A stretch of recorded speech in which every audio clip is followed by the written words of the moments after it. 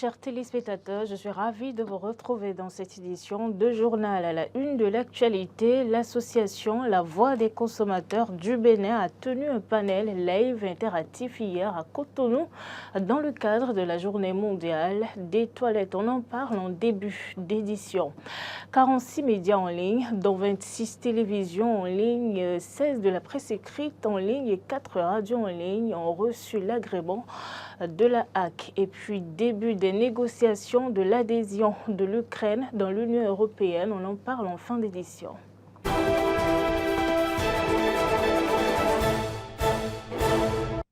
Merci, Madame, Monsieur, d'avoir pris le rendez-vous. La journée mondiale des toilettes édition 2023, célébrée hier, est marquée au Bénin par un panel live interactif organisé par l'association La Voix des consommateurs du Bénin à Cotonou. Les assises ont permis de porter des réflexions sur le thème « L'accès aux toilettes est un droit ».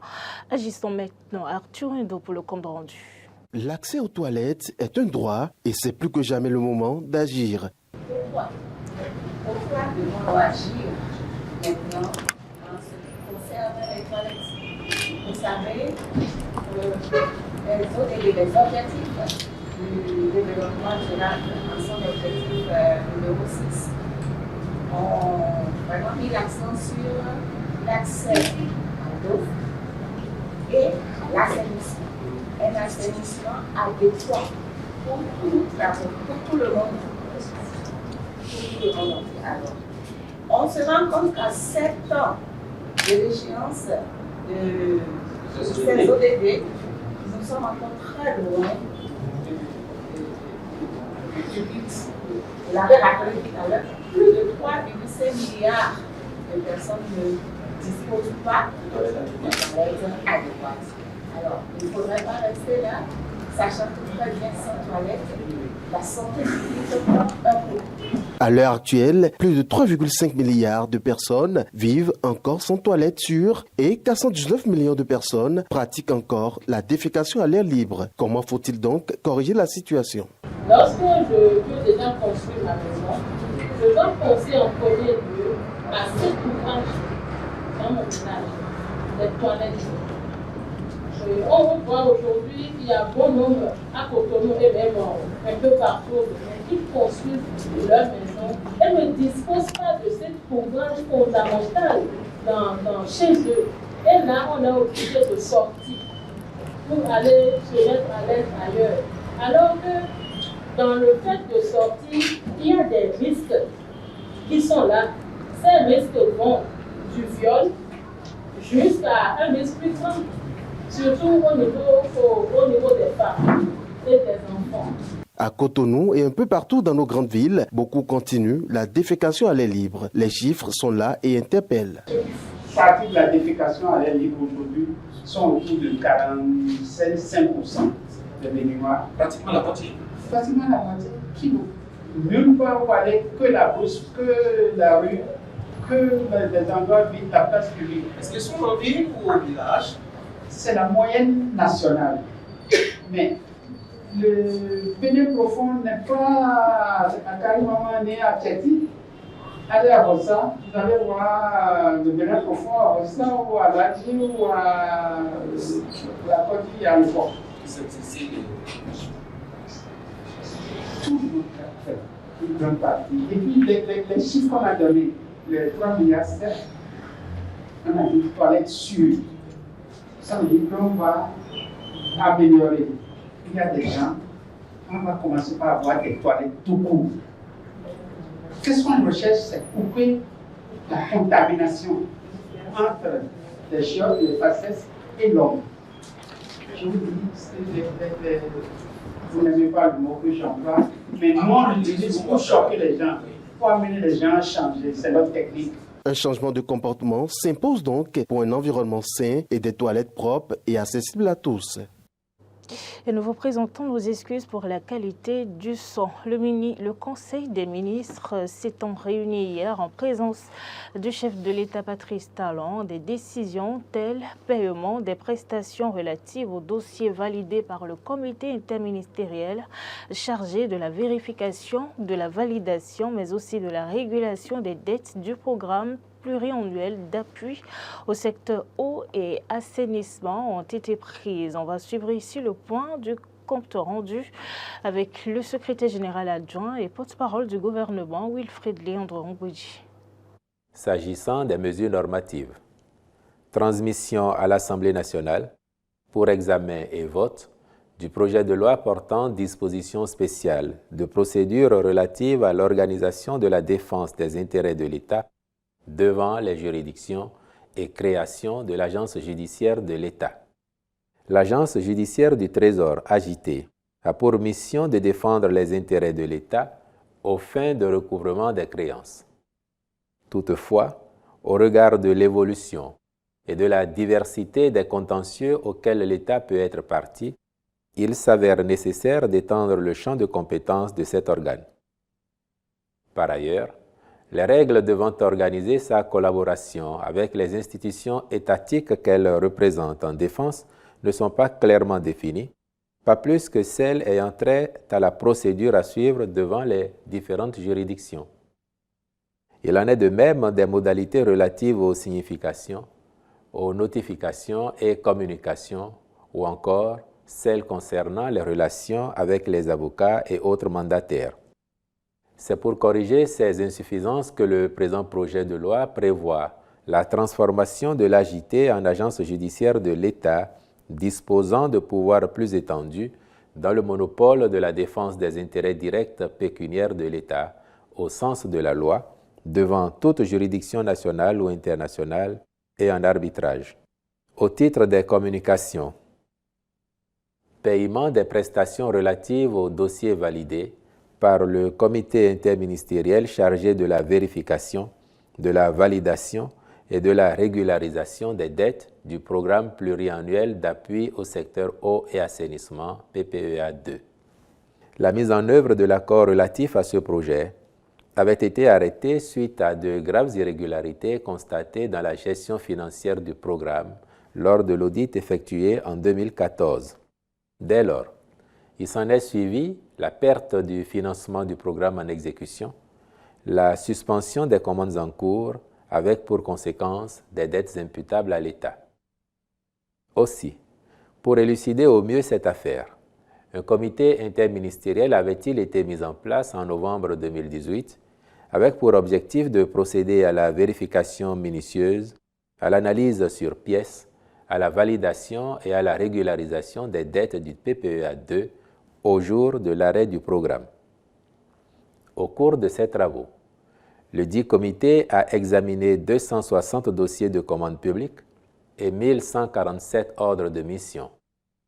Sur ce total, il a validé 48 dossiers concernant des prestataires et entrepreneurs pour un montant de 997 42 244 francs CFA, ainsi que 988 ordres de mission au nom d'agents publics pour un montant de 146 796 000 francs CFA. Il y a lieu de signaler que sur 353 autres dossiers, 21 dont la validation est soumise à la production de pièces complémentaires ont été différés pour être étudiés ultérieurement. Le comité a rejeté sous réserve de validation les 332 dossiers restants d'un montant total estimé à 3 85 569 088 francs CFA, parmi lesquels certains sont relatifs à des prestations intellectuelles dont les ordres de service, les rapports et les procès-verbaux de validation figuraient dans les dossiers au moment de leur étude. Le ministère de la décentralisation et de la gouvernance locale a organisé mardi à Cotonou un séminaire de la revue 2021-2022 sur le secteur de la décentralisation et de la gouvernance locale. L'objectif du dit séminaire est de relancer les sous-secteurs de la décentralisation et de la gouvernance locale dans une perspective heureuse au titre des prochaines années. Renforcer et dépolitiser l'administration communale pour améliorer qualitativement la gouvernance locale à la base, à la grande satisfaction des populations, c'est ce qu'ambitionne le gouvernement du président Patrice Talon en engageant des réformes dans le secteur de la décentralisation. Le ministre de la décentralisation et de la gouvernance locale, Raphaël Akotegnon, a réaffirmé cela lors de la revue sectorielle. Je voudrais le réaffirmer ici, avec force et conviction, que les réformes engagées dans notre pays depuis 2021 visent la modernisation des modes d'intervention de l'État en vue d'une efficacité pour la cohésion nationale et le rayonnement économique équilibré de nos territoires. Ces réformes ont introduit un changement important dans l'organisation institutionnelle et sociale de notre pays, dans le but d'apporter des améliorations significatives à chaque Béninois, afin de ne laisser personne de côté d'ici à l'horizon 2030. Les acteurs de la décentralisation comptent atteindre des objectifs au thème du dit atelier et relever des défis. Le ministre Raphaël Akotaignon pense que l'engagement des uns et des autres est très indispensable. L'engagement de chacun de nous est indispensable. D'une part, pour atteindre les objectifs assignés à cet atelier et d'autre part, pour permettre à notre secteur de relever efficacement et durablement le défi du mieux-être de nos communautés à la base et de l'ensemble de nos collectivités territoriales décentralisées. Toutefois, pour une meilleure gouvernance de la réforme en phase avec les enjeux actuels, il est important qu'un certain nombre de stratégies soient mises en place. Il demeure nécessaire et important de rendre opérationnel le volet déconcentration à travers le document de politique du secteur, la PONADEC. En effet, il faut trouver le juste équilibre entre les deux processus que sont la décentralisation et la déconcentration.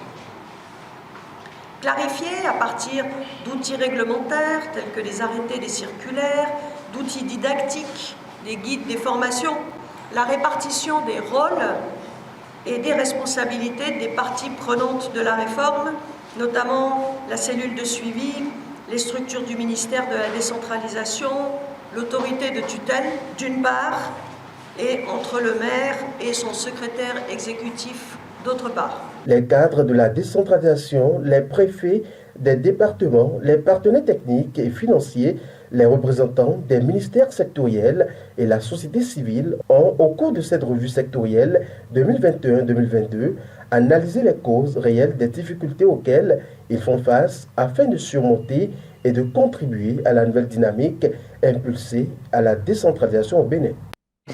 Et je vous l'annonçais en titre, c'est le bout du tunnel pour plusieurs promoteurs de médias en ligne qui ont signé leur convention avec la HAC. Ils sont au total 46, dont 26 télévisions en ligne, 16 de la presse écrite en ligne et 4 radios en ligne.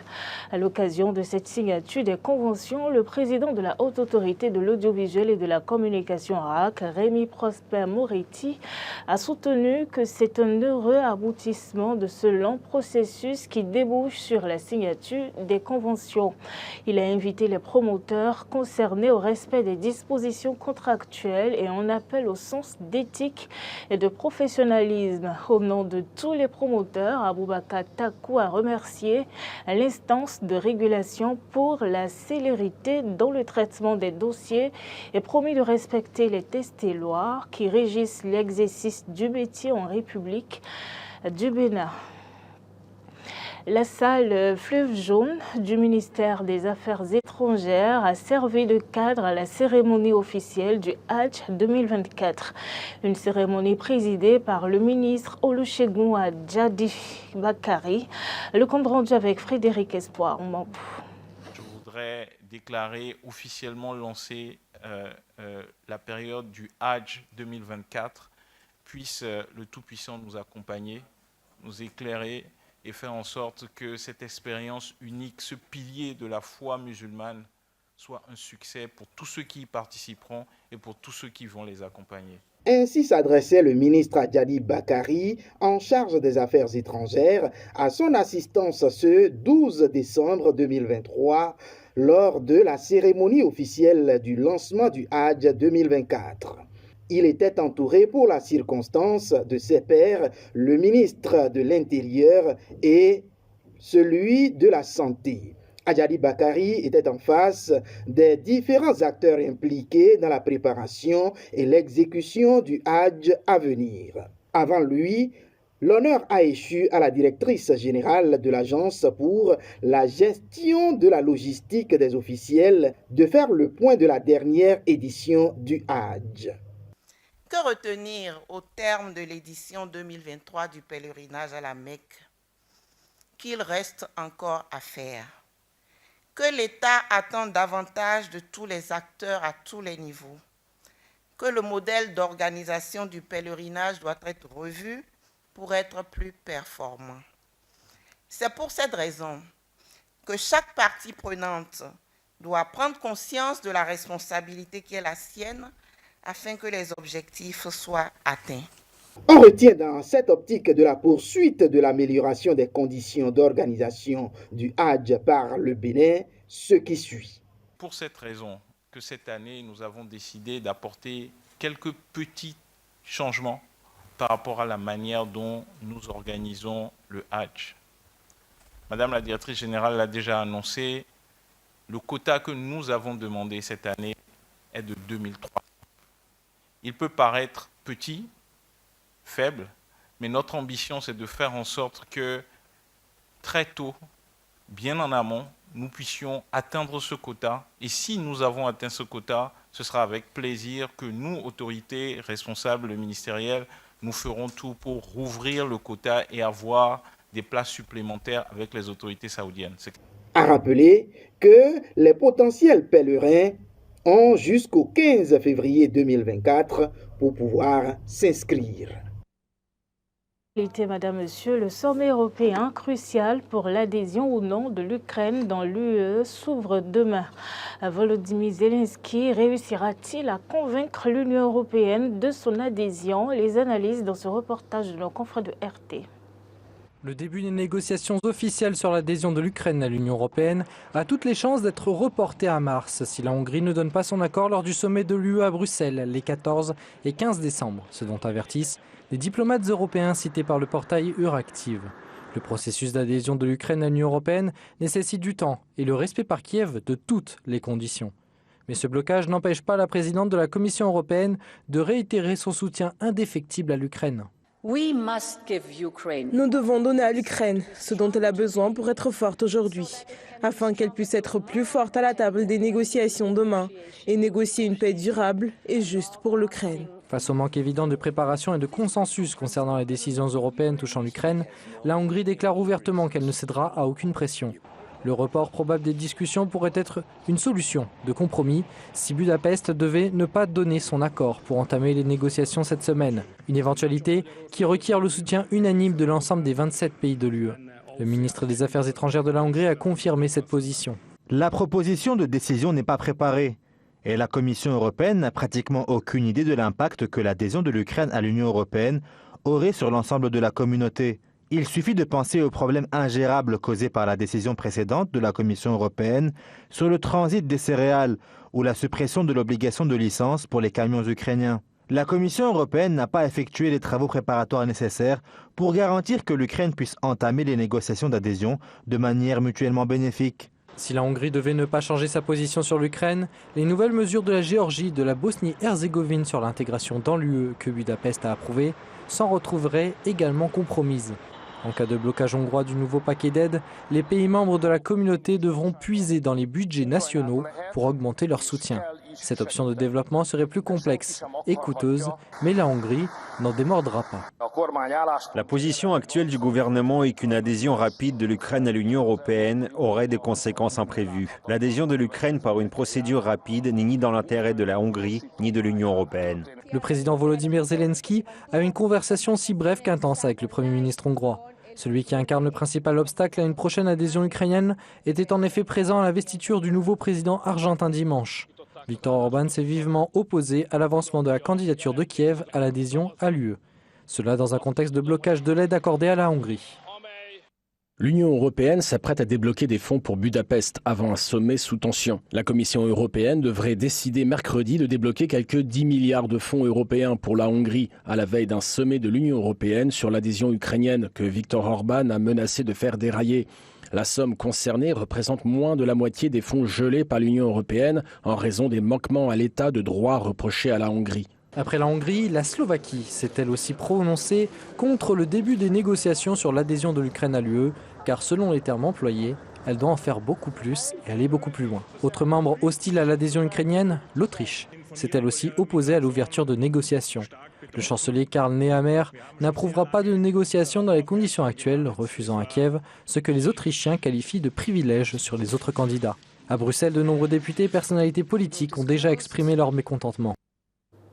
Et c'est la fin de cette édition de journal. Merci madame, monsieur de nous avoir suivis sur l'ensemble de nos plateformes digitales, Facebook, YouTube. Retrouvez-nous avec l'identifiant Bénéuden TV.